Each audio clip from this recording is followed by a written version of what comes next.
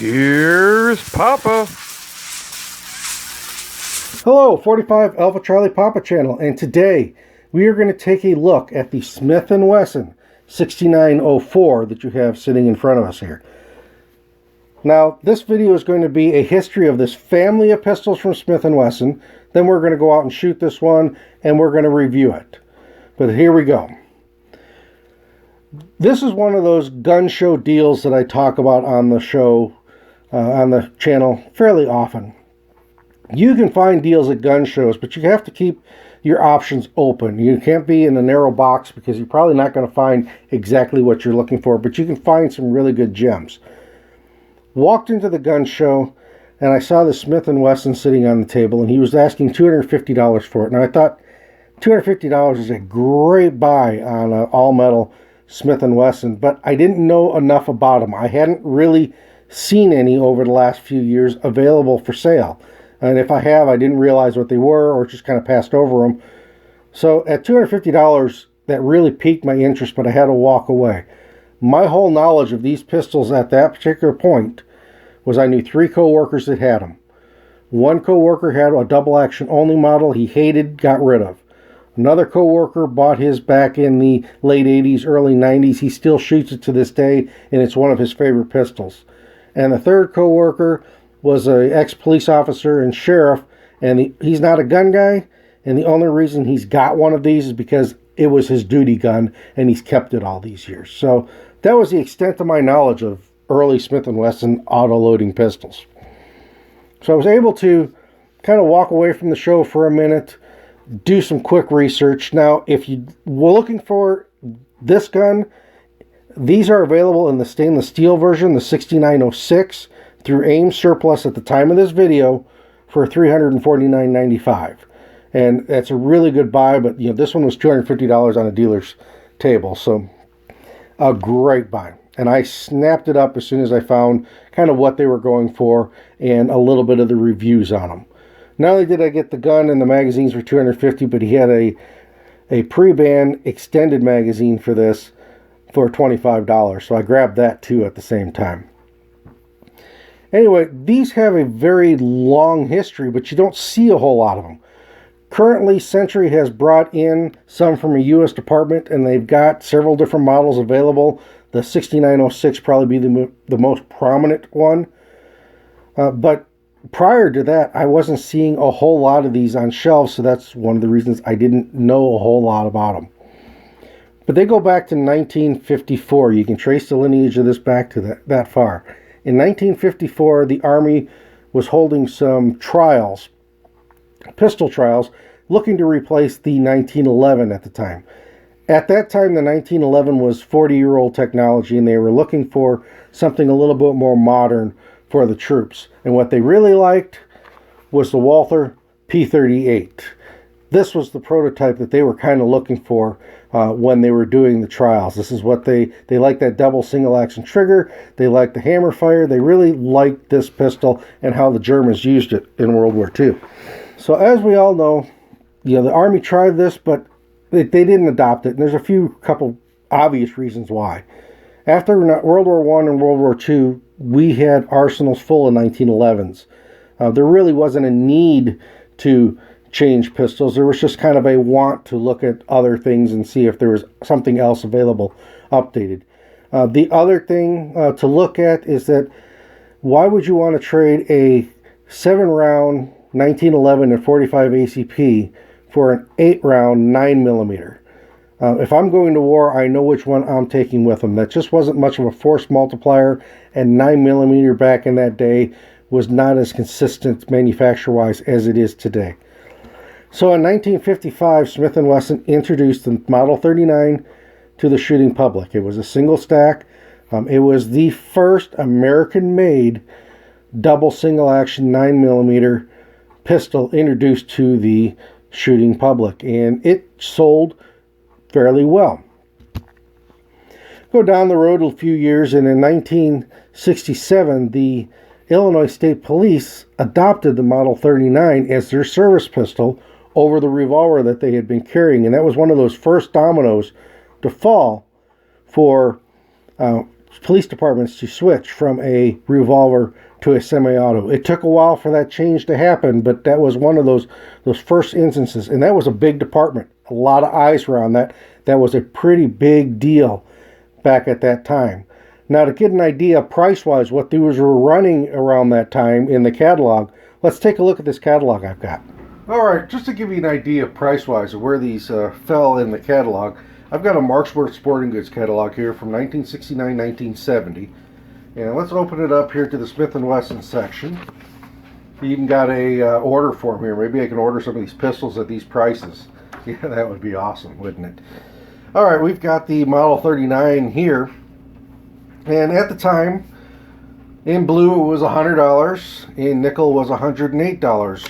Less than some of your Chief Specials and some of your airweights and stuff like that.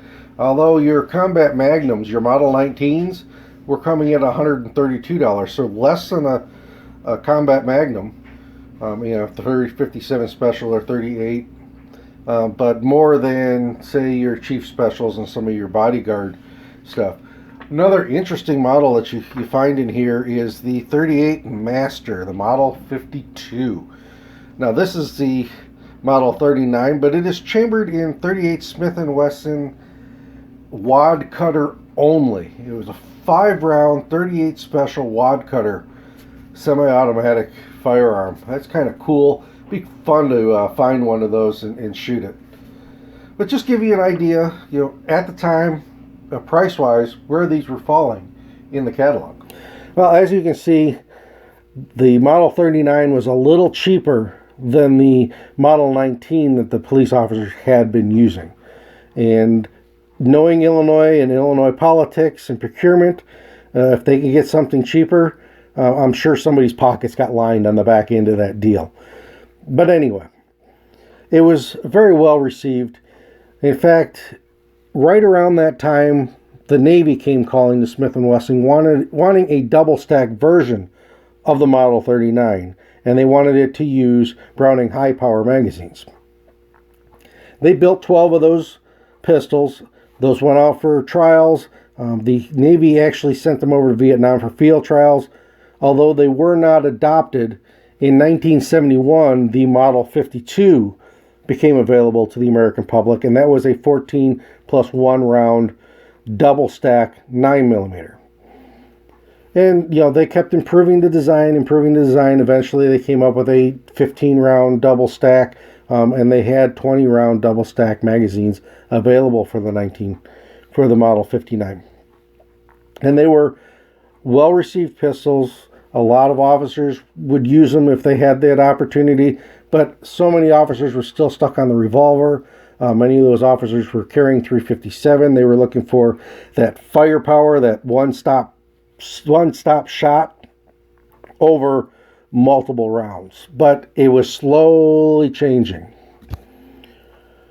Into the 70s, 1979, the Air Force came around and decided that they wanted to replace the aging revolvers that they were using and giving to their pilots. And the 1911 supply was really starting to dwindle. So they started the M9 trials. Of course, the Army kind of got into it. After they picked the Beretta, the Army said, whoa, wait a minute. You know, we've got to test these pistols too. You didn't use the right mud in your test. So eventually they, went through the Army training. Smith and Wesson at that time introduced what they called the 459 into those trials. And it performed well, but it still didn't beat out the Beretta at the time.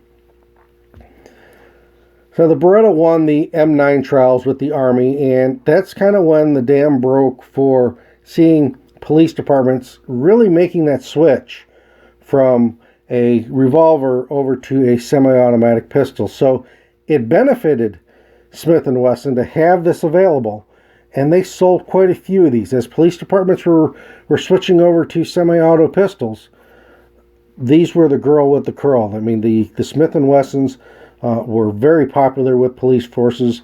The trigger action, the double action trigger, was very familiar to them, coming from a revolver to these. So it was just a natural progression for them to switch over. Smith and Wesson did not like the fact that the Army didn't pick their pistol. So they went to Congress and petitioned Congress for them to start another trial. And those would be the XM10 trials. And one of the things that helped those along is those early Beretta pistols that the Army was using. The metal wasn't quite right on them. They weren't tempered, or the blend wasn't quite right on them. And the slides were cracking and hitting soldiers in the face, coming off and hitting soldiers in the face when they started getting into high round counts. So the XM10 trials were introduced. That's the trials that the Ruger P series competed in, the Smith and Wesson. This would be now the third generation of Smith and Wesson. The second generation is what they introduced in the first trial.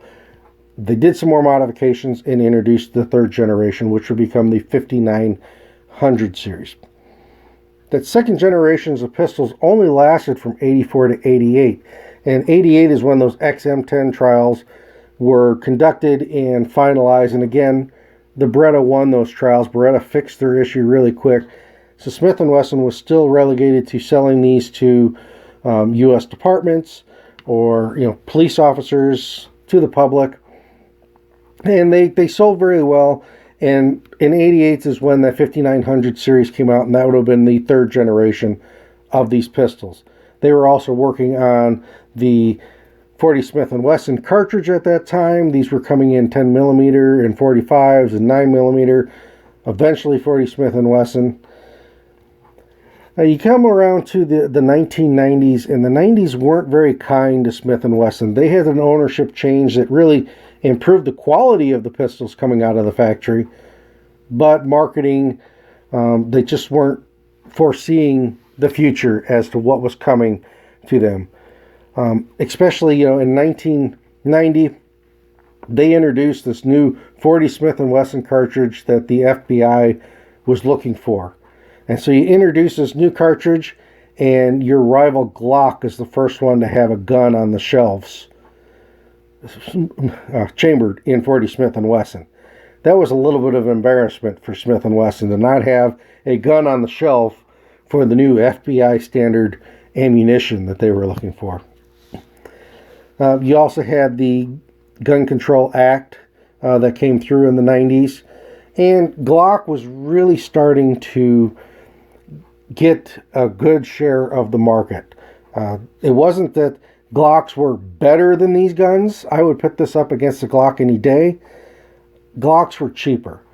And when you're talking about departments and police officers who aren't making a whole lot of money, if you can get something that's durable, reliable, and accurate, cheaper, they tend to go that way. Okay, before we go out and shoot this, I had one last thing I wanted to go over with you. This is an ad from 1996. Now, these pistols were discontinued in the main catalog in 1999. So that would have been a 45-year run for this family of pistols. However, they did linger around another decade in the Performance Center. So overall, it was a 55-year production run of this family of pistols from Smith & Wesson.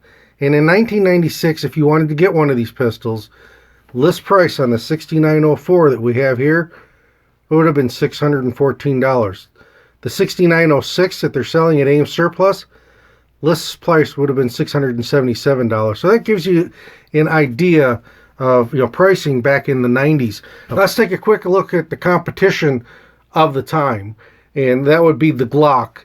And in 1994, 2 years prior to that other ad, you were at $579 for a Model 19. And that was a very popular pistol for police forces of that era and that day. So you can see where the Glocks were just as reliable, just as accurate, just as durable, but able to come in at a much lower price, especially when you're buying volume. This is also at the time, you can tell Smith & Wesson was struggling a little bit in the 80s because it became kind of a joke in the industry as to what Smith & Wesson's gun of the month was going to be.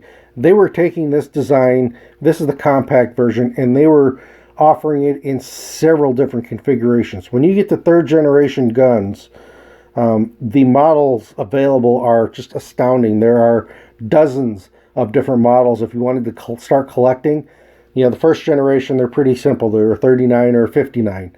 You had a few little minor changes, you know, some letters and stuff on there, but, you know, they're pretty cut and dry. You know, second generation, they were, like I said, they were a limited years. They are all 3-digit model numbers. You can collect those pretty easy. But when you get to these fourth generation ones, the ones that were considered the cream of the crop, they were offering these in double action only. They were offering these in decocker models. They were offering these in all different configurations. In fact, they even regressed to going to a 3-digit model numbers on some of these, on some of the budget pistols that they were producing. But, you know, the polymer guns were really starting to take over, and it's very understandable. Polymer guns are a lot cheaper to make. And again, like I said, if you can get something that's as reliable, accurate, and durable as something like this, it's more costly to make, chances are police forces and officers were going to go the less expensive route. But let's go over to the range, take this out, shoot it, and then we'll come back and talk about it. Okay, we are here at the zombie shoot. This is a little bit of a move and shoot. I like these. You can kind of put yourself and the gun under a little bit of stress and see how both of you react, how well things work. As you can see, this gun is running flawless. I have never had an issue with this gun. I have put about 3, maybe 400 rounds through it. We're talking 124 grain, 115 grain, cheap Walmart stuff, reloads. It just doesn't matter. It runs. Now, yes, I did have a few misses here. I was trying to push myself a little bit, but accuracy is good on it. If I do my job and aim, it hits what I'm shooting at. Again, it's been extremely reliable with all kinds of ammunition. I have zero problems with carrying this pistol. I'm very comfortable with it. It would work very well in that situation. Now let's go over to the bench. Let's take a little closer look at this gun.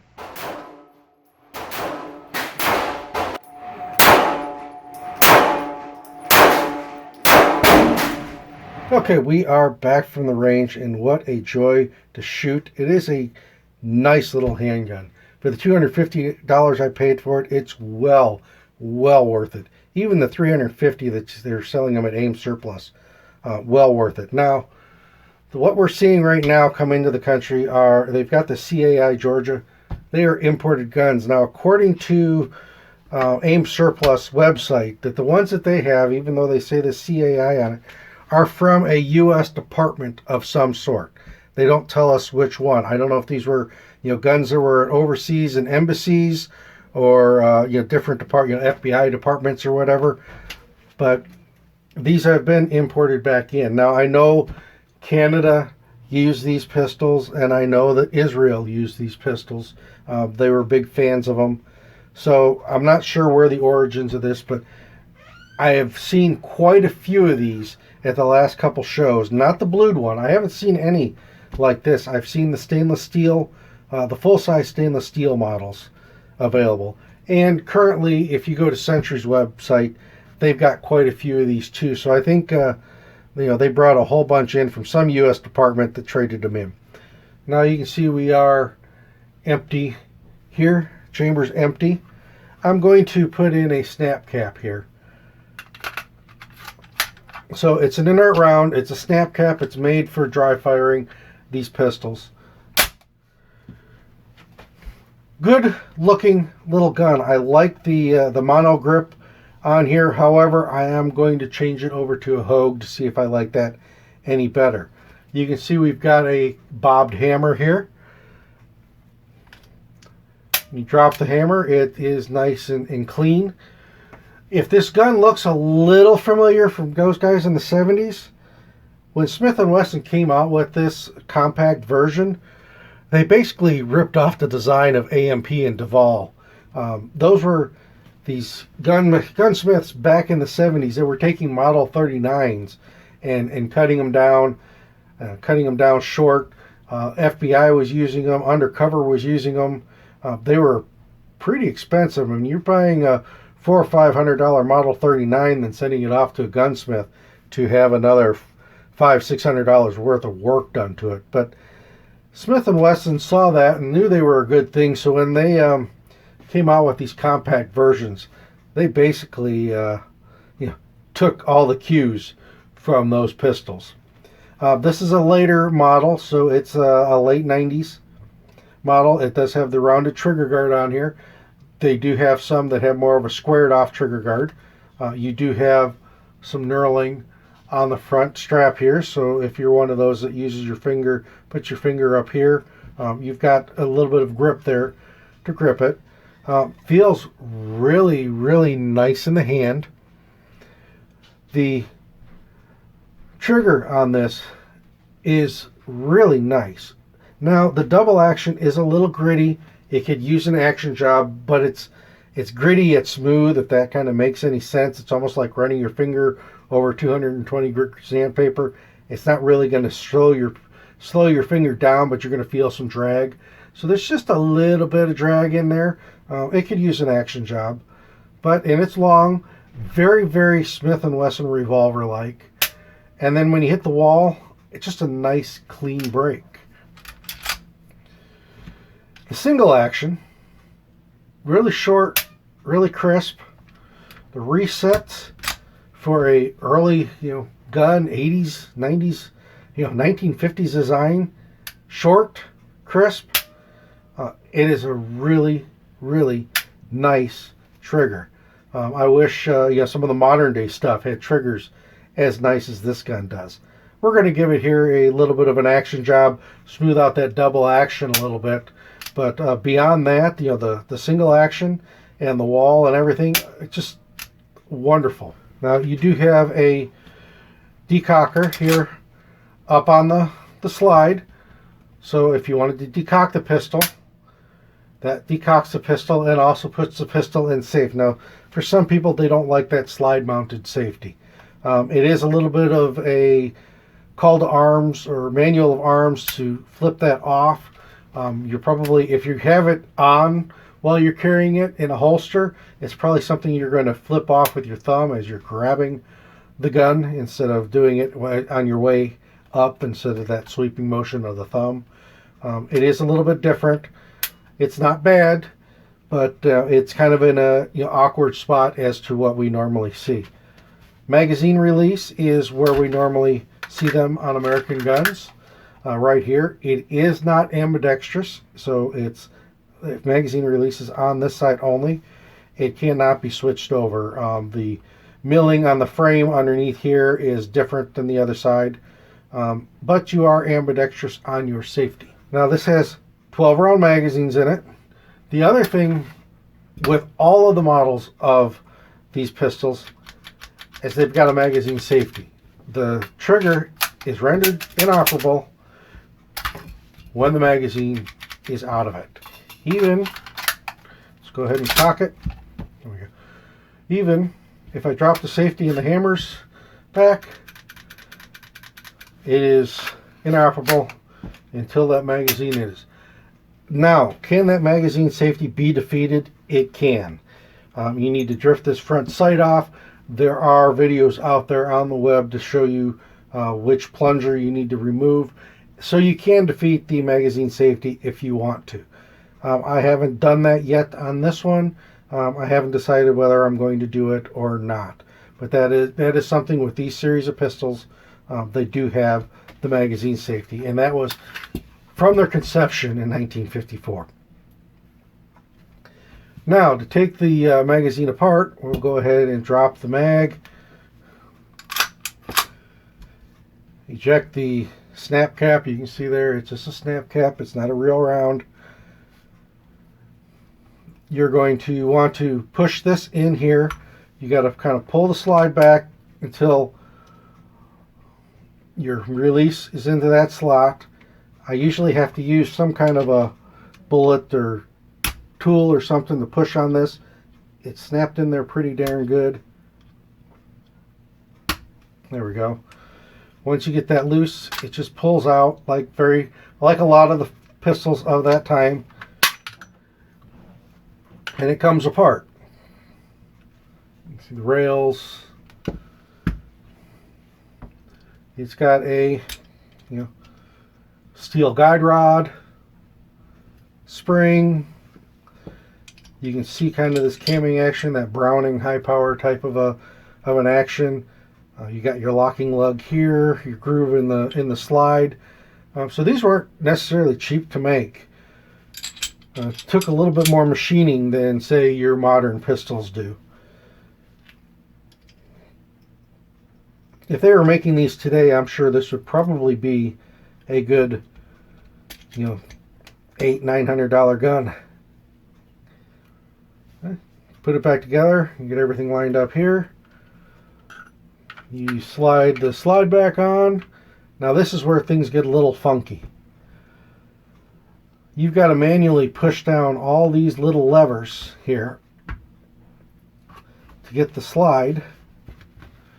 I usually use this to slide up over them. That's kind of funky compared to a lot of modern day pistols where they just slide back on. You've got to move all this stuff out of the way in order to get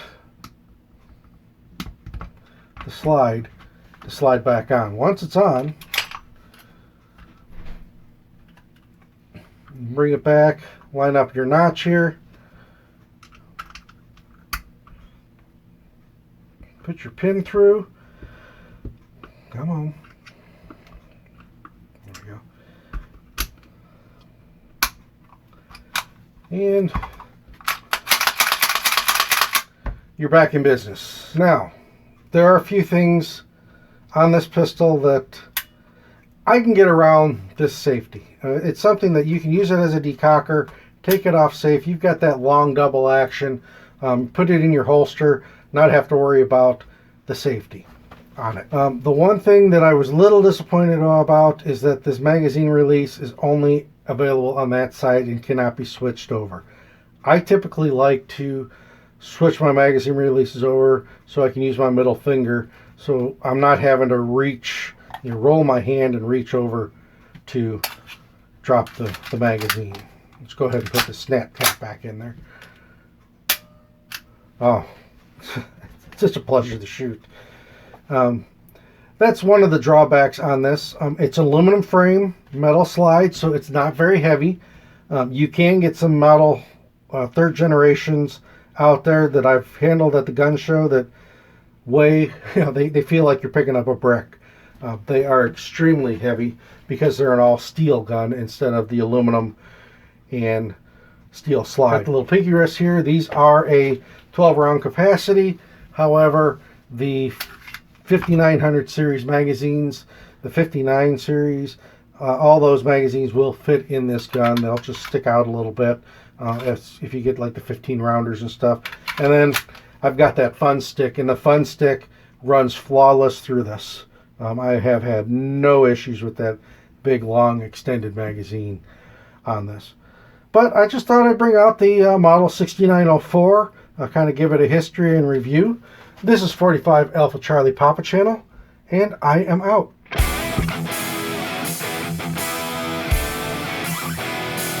Thanks for watching. Please subscribe.